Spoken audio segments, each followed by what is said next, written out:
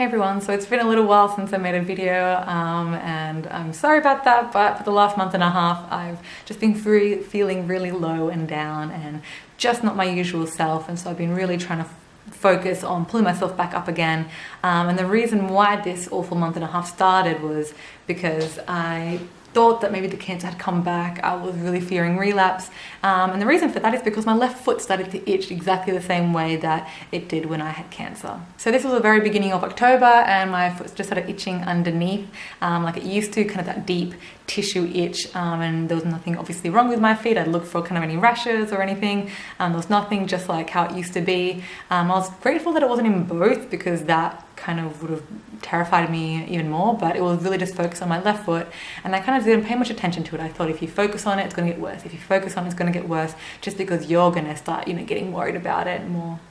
I'm more freaked out, so I just tried not to pay attention to it, but it kind of just kept continuing, and every time it would itch, it just felt like another jab to the heart, like, oh my God, maybe I have to go through this entire process again. And about the third day in, I told my partner, and he got a little bit worried. He was like, maybe we should just get a blood test and see what will happen. And I wanted to see my normal doctor, but the day after was a public holiday and they weren't available. So I just went to one of the general GP bulk billing doctors in the area and got a blood test and got it sent to my hematologist. And it took like another day before they got back to me, the cancer team, because I was trying to ring and say, is there something to be worried about? Should I go in now for a proper checkup or something?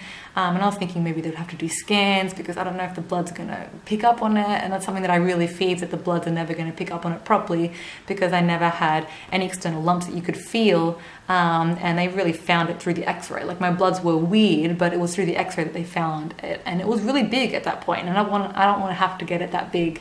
So I'm hoping even if it's a small tumor, the bloods work will show that something's not right. So I was really worried about that. But the blood test seemed to come back fine, at least that's what the doctors told me, and the cancer team. And so then they told me to just not to focus on it, to see if it will last, beyond a week, and if it will last at the 2-week mark. If it's still there after 2 weeks, then, they'll definitely go through and check up a lot of other things, because I guess that would be a more telling time period, because it would be extended and maybe it would be be getting worse over that time, and that way they'd be able to do all the tests, because they also don't want to put me through all these different radiation tests if they don't have to, because it also causes damage on my body, which is something else that was going through my mind. I'm like, I don't want to have to go through all these tests if it's nothing, because that's going to make more damage. My body has experienced enough damage. Anyway, so the blood test came back fine. I just told myself maybe it's an anxiety thing. Maybe I've just been really stressed out. Whatever, just try not to focus on it. But the day after that, or that night, I felt it in my other foot. I could feel the itching coming back. And that night, I just cried so much, just thinking that I'm actually going to end up having cancer again. I'm going to have to go through all this cancer treatment again. And the day after that, I think I still had it. But I just really try to focus on it not being there, on it might be just be an anxiety thing, to do things that only add to my sense of well-being and make me calm. And about a day after or so, it went away, or at least it reduced a lot, to the point that I'm no longer worried about it. And it was definitely no more than a week in total, and after that it's gone and it hasn't come back as of yet, so fingers crossed it won't come back. And I'm having my next 3-month checkup tomorrow, so hopefully they'll be able to confirm that nothing's bad happening and that it's all okay. But even if that's the case, that week was just so stressful, and I think it's just really that trauma has stayed with me since, and it's made me feel more lost, and it's made me, I guess, push me down again, because I really was accepting.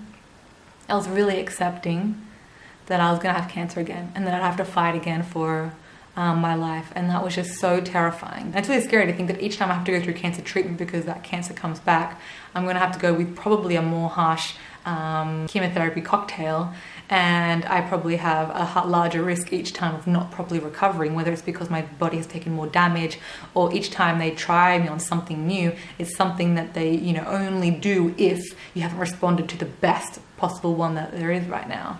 And so that's just really scary to have to think about and have to go through, and so that's really been why I've been feeling so low. And I think probably it was anxiety based. Like, I'm telling myself that this itching in my feet was anxiety based, because a few days, I think, before the itching started, I told myself that at the end of September that I would write an application for a PhD. to start doing one maybe next year. And I told myself, you know, do at least one first draft by the end of September so you have plenty of time to work on it. You don't have to stress about it. But I really struggled. I really struggled to do that application. I really struggled with academic writing, and I knew that my brain just wasn't working at full capacity, but I also knew that I was out of practice and I needed to give myself more time. And if things take me longer now, that's okay. But I just wasn't. Yeah, I was just really struggling that day, and it was just really hurting me.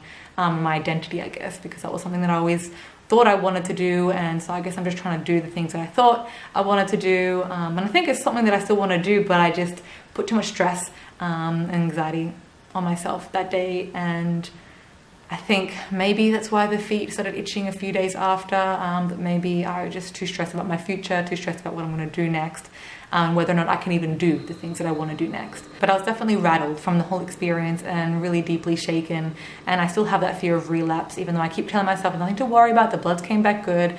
As I said, I'm having my 3-month checkup tomorrow, so hopefully that will come back all good.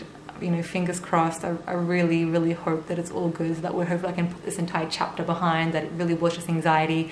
And if it was, why would my anxiety have to be, you know, shown by itchiness in my feet? Like, obviously I know the psychology of it is because it's a great fear of mine, is having that itching again. And when you've gone through something like cancer, you become really focused on the symptoms that you had at the time when it was revealed that you had cancer. So I know that I'm really focused on itching, especially on my feet.